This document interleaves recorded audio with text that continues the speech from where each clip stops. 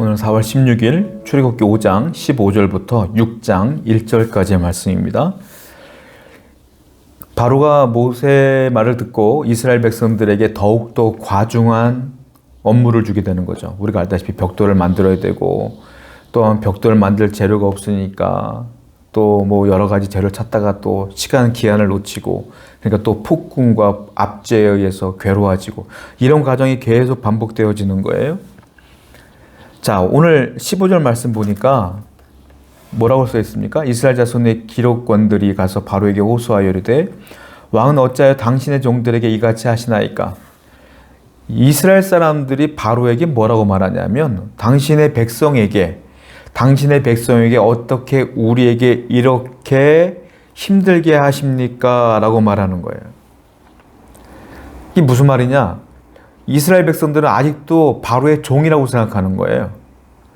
하나님의 백성이라고 생각하지 않고 아직도 하나님의 백성이 아니라 바로의 종, 이렇게 생각하고 있는 거예요. 이게 이제 말로 나오는 거죠. 그러니까 오히려 바로를 우리의 왕이라고 여기고, 하나님은 뒷전이고 바로가 더 중요하고 바로가 더 힘세 보이는 거예요. 이스라엘 사람들에게는. 출애굽기의 주제가 뭐냐면, 이 비천한 종들을 하나님의 백성으로 만들어내는 과정, 이게 출애굽기의 주제거든요. 그러니까 이 이스라엘 백성들이 비천한 종의 모습에서 점점 하나님의 백성이 되어가는 과정이 이 출애굽기 전반적으로 나오는데, 이 세월이 굉장히 깁니다. 저와 여러분들이 하나님의 진정한 백성으로 나아가기 위해서는 짧은 시간 내에 가능하지 않아요. 많은 성도들이, 초신자들이 처음에 교회 나와서 부흥회 같은 데 와서 하나님의 은혜를 듬뿍 받아요. 우리가 볼 때 대단하다, 막 눈물도 흘리고 방언도 하고 예언도 하고 하나님 사랑한다고 헌신도 하고 2시간씩 기도도 하고 대단하다. 그런데 그 신앙이 오래 가느냐? 오래 가지 않아요. 하나님의 백성으로 바뀌어지는 과정은 그렇게 짧은 시간에 이루어지는 게 아니에요. 어떻게 이루어질까요? 내 마음은 변했을지라도 진짜 하나님의 백성은 마음뿐만이 아니라 삶까지도 변화되어야 되거든요.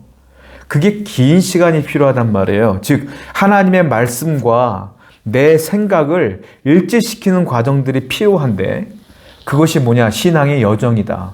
믿음의 여정이다.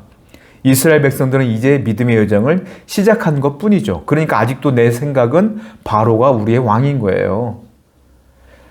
성도 여러분, 여러분도 마찬가지예요. 그래서 신앙의 연조가 중요한 거고 연륜이 중요한 거 아니겠습니까? 여러분들이 하나님 말씀대로 살려고 하는 그런 모습들이 한 해, 두 해 쌓이다 보면 나중에 나도 모르는 사이에 하나님의 백성이 되어가는 과정 가운데에 이제 천국으로 입성하게 되는 거예요. 그러므로 오늘도 하나님 말씀을 이루려고, 말씀대로 살려고 노력하시고 힘을 다하시는 여러분 되기를 축원드립니다. 16절 말씀 보니까 뭐라고 말하냐면, 이 사람들이 당신의 종들에게 짚을 주지 아니하고 그들이 우리에게 벽돌을 만들라 하나이다. 당신의 종들이 매를 맞사오니 이는 당신의 백성의 죄니이다. 사실 이 명령을 내린 건 누구예요? 벽돌 만들라고 명령 내린 건 누구예요? 바로죠. 바로인데 바로 앞에서 바로라고 말하지 못해요. 왜? 죽을까 봐. 뭐라고 말합니까? 당신의 백성들이 우리에게 그렇게 시켰고 우리가 이렇게 힘든 이유는 당신의 죄가 아니라 당신의 백성의 죄입니다 라고 애둘러서 얘기하는 거예요. 왜? 바로가 무서우니까. 바로가 죽일 수 있으니까. 사람들은 참 비굴해요. 무섭게 하는 사람들한테는 쩔쩔매, 힘이 있어 보이는 분들한테는 쩔쩔매. 그런데 약해 보이는 사람들은 짓밟어, 무시해. 그게 사람의 본능인가 봐요. 지금 이스라엘 백성도 그런 거예요. 죽을까 봐 지금 애둘러서 오히려 애굽 백성들이 우리를 못 살게 굽니다라고 얘기하는 거예요. 그런데 사람들은 참 대단한 게, 이렇게 눈에 보이는 상사 앞에는 쩔쩔매고 눈에 보이는 무서운 사람들 앞에는 쩔쩔매면서 하나님은 막대해. 하나님한테 막 싸움 걸어. 하나님, 내가 이렇게 힘든 이유가 뭐예요? 내가 하나님한테 뭘 잘못했어요? 하고 막 대들어. 여러분, 이게 말이 됩니까? 하나님이 그렇게 무시해도 될 만한 존재예요? 근데 하나님은 참으셔. 왜 그럴까요? 하나님이 힘이 없어서 가만히 계신 게 아니에요. 하나님은 여러분들을 사랑하니까 가만히 있는 거예요. 그걸 알아야죠. 하나님은 여러분들을 사랑하십니다. 그러니까 하나님 앞에 여러분들이 막 할 이유가 하나도 없어요. 오히려 큰일 나. 오히려 하나님 말씀대로 순종하며 살기로 결단하시기 바랍니다. 자, 21절과 23절 말씀 보니까 바로가요, 정치적인 경륜이 대단합니다. 정치적으로 노련하게 대처를 하는데 어떻게 말하냐면 바로가 이간질을 시켜요. 압제하고 무겁고 어렵게 함으로 말미암아 그들을 이렇게 만든 게 모세다 라는 것들을 표현하게 하는 거예요. 그랬더니 정말로 이스라엘 백성들이 이 원망의 화살이 어디로 가냐면 모세와 하나님께로 갑니다. 자, 21절과 23절 말씀 보니까 이렇게 말하고 있어요.